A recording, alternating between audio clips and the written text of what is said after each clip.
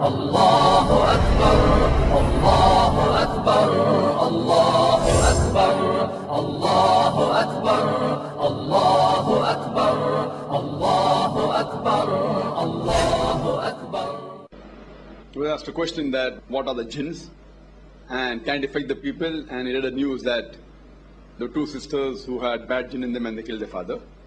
News I haven't read, but as far as jinn is concerned, the two creations, one is the seen and one is the unseen creation. The angels don't have a free will of their own. Whatever Allah says, they believe. The human beings and the jinn, they have a free will. They can either obey Allah subhanahu wa ta'ala or they can disobey. So amongst the creation who have a free will are the human beings and the jinn. The human beings are seen creatures. The jinn, normally they are unseen. Normally, in normal circumstances, they are unseen. So these creations have a free will. So therefore the Quran was revealed for the complete world, including the jinn and the human being. Even they have a free will. Like in the human beings, there are people who follow Allah's commandments.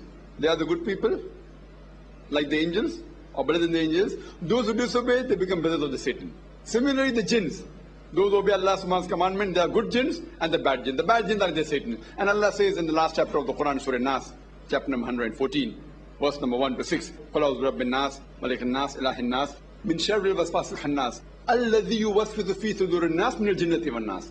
That there are people who whisper in your ear and withdraw. These are the ones who are amongst the men and jinn. That means the Satan category, the evil category of two types. Amongst the jinn and the men. The men who are seen and the disobey Allah subhanahu wa ta'ala, they are the seen Satans. The unseen Satans are the jinns. So the jinns is a creation which has a free will. Like human beings, there are good and bad. Similarly, in the jinn also there are good and bad. And can they come in a human being? Yes, they can come. A human being can be possessed by jinn. And for this, the two surahs of the Quran, the Mu'awwidhatayn, chapter number 113 and 114, the last two surahs of the Quran, the Mu'awwidhatayn, the one I recited, Surah Nas and Surah Falaq. These two surahs were revealed as a treatment, as a remedy for this.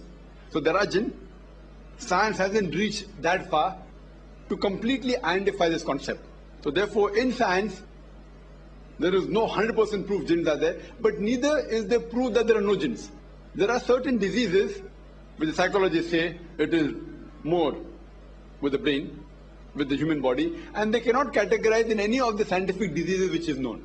Science hasn't reached that far. Maybe inshallah 20 years later, 30 years later, 100 years later, science will advance and they will agree with the concept of the Quran. Since the Quran says there are jinn, we have to believe in it. There are good jinns, there are bad jinns, etc. But what we have to do, we have to have trust and faith in Allah subhanahu wa ta'ala. And the two surahs which have been revealed in the Quran for the treatment is Surah Falaq and Surah Nas.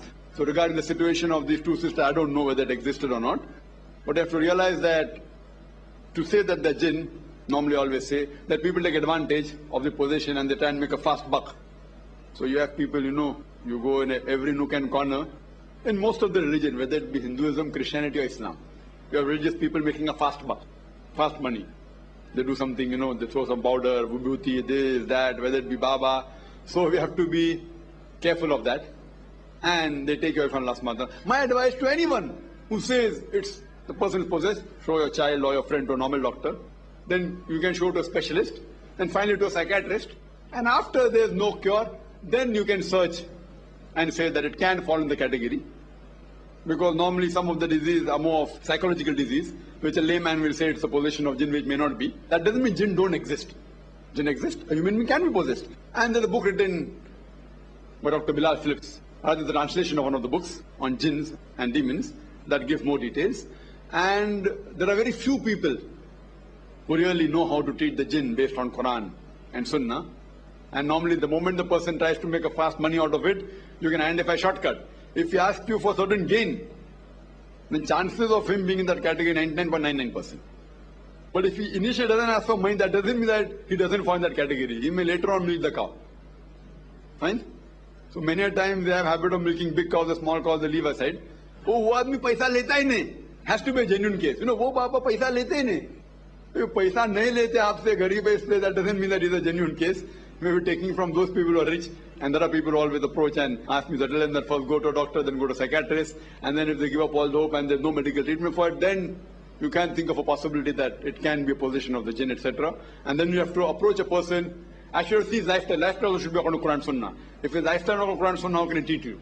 And the treatment is but natural. You have to recite verses of the Quran, the hadith mentioning that. But those who are the specialist in that field, go to him rather than to any person, Tom, Dick and Harry.